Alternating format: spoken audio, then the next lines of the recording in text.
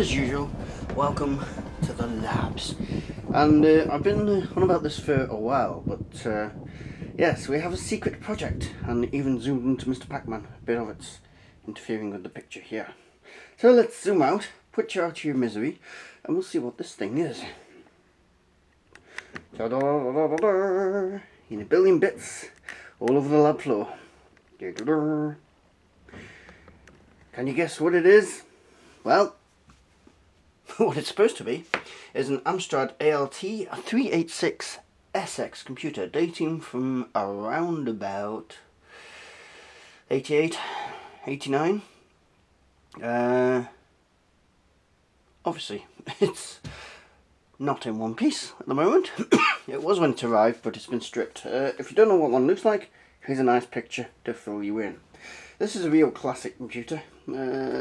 Quite a rarity as well, I suppose. My father found it at his place of work, where it's been sitting around doing nothing for years, so he managed to convince the chaps to part with it, and he brought it up here just after Christmas, and we powered it on, and what did we get? Well, not much. We got power. The hard drive tried to spin up. Sometimes you'd hear it reading, sometimes it would not fully spin up. Monitor didn't come on, but we do know it works. Well, sort of works. Because when you switch it off, the monitor does flash, so I think that might be a problem related to the problem down here, which we'll discuss in a second. Keyboard had no power. Now, it had been cleaned by my father, but when we took it apart, it was covered in dust due to the nature of the place where it came from. It was covered in chemical dust. Not a dangerous chemical, but it was there. So the whole thing went into the bath. Apart from the monitor and the drives, obviously. And I washed it off. It's all come out nice and clean. And we had a look around for what might be troubling it. And we found a couple of things. First, a biggie. Just have a cup of tea to prepare for this. It's a biggie, but it's not as bad as it could have been. It's the classic killer of laptops. If you go into the motherboard here, zoom in to the top right hand side, you will see, when it focuses, yum yum yum, focus, good boy. Can you focus further in for me? Am I going to play the game? Right, I'll just move this forward a little bit. We'll go in above it. There we go.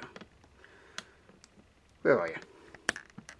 Oh, come on. That's not very professional, is it? Right. Okay. Shunk. You will notice here, dunk. Please focus closer. Please. Please focus. I just want to. I wonder if I can.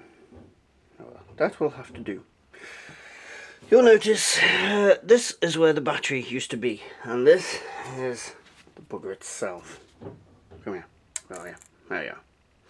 That is the battery, which in its infinite wisdom had decided to leak all over the place. It's not easy to see there, but there you go, that's better. So you can see it's leaked, it's gone down the legs and onto the poor motherboard. It's always the motherboard that gets it. Why didn't they ever store the batteries away from the motherboard? Now this has caused... I'm still going to try and get this in closer. No, doesn't want to play. How can I get this closer? I want to go closer. I'll be right back. Okay, I've used the Bell and Howell projector to bring it up close to the camera. It seems to solve it. Now this is the area of the battery, so if we zoom in, hopefully a bit better this time. Yay. Okay, as you can see where the battery was, these traces have been destroyed. Now you couldn't see them like this originally. I've removed the top protection coat to expose them and to do some tests on them, and yeah, they're quite broken. This one has actually survived. You still get continuity on that one. Just demo that.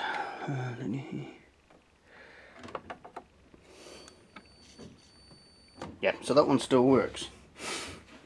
The acid has gone.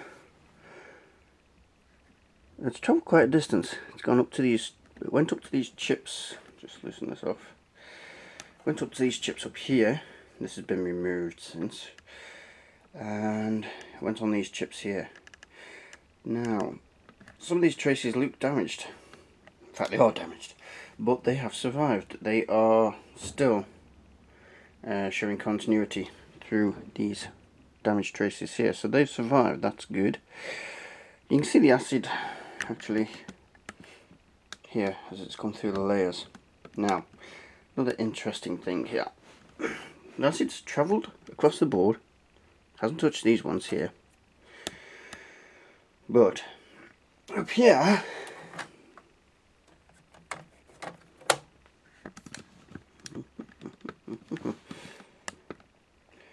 it has played havoc with these and this chip, edge of this chip here. Now, amazingly, these are still conductive. I can still do continuity tests on them, and they pass, because you can, there's holes down here if you painfully track them. I don't know if these are Vias or Amstrad have very nicely provided test holes, but yes, you touch them, track it back, and put your other leg onto these pins here. They're still fine, even the worst ones which run through. Oh, excuse me. Run through this area here, and this area here, still conducting fine. So it's escaped that, which is nice. Now this does go to this data thing here, which is labelled CN10, CN7 and CN106, and through these. Now I'm assuming that Ash will be wanting to have a go at where these go. I do have pictures somewhere of it all connected together so we can see where they go, but we're assuming that this is one of the causes of the problem. There is another issue, but it's not tested and it's not confirmed yet. What's that? Bit of silver, bit of bloody wire going on it. Okay, so that's that issue. So what we're going to do with that, where is it? Right, we're going to clean that up using white vinegar to neutralise the acid. Then going to scrape these off completely. We're going to have to remove these because these go underneath and it's probably corroded under there too, because we're not getting signals to these legs. So we're going to have to go underneath there, take them off, clean all that up, neutralise it, and then we have, and I was going to make this video today and this thing hadn't arrived, and just about 10 minutes before I was getting ready to get the video done, it arrived. It is hiding in this bag here. It's one way of repairing traces. I've never done it, so I don't know how this is going to go. So if anybody's got any tips.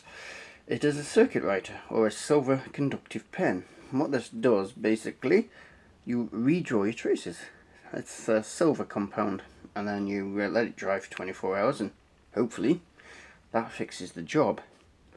Failing that, it's so fine, it would be a pain to re-tin that. But if this doesn't work, that's an option. So just put this back in its little protective container so it doesn't get squished. So that's the motherboard. That's the issues we've found so far. These chips, although the acid got at them, the legs, they still appear to conduct, are connected. I've had one before with much worse corrosion on it than this, and that's worked fine. So that's that issue. let's go look at the next one. There are, as far as I can tell, only two. The other one, possibly, I haven't tested this yet, is in the power supply, which, if it turns out to be right, may explain some of the problems. Can't see this using the camera in this position. I have to take it off.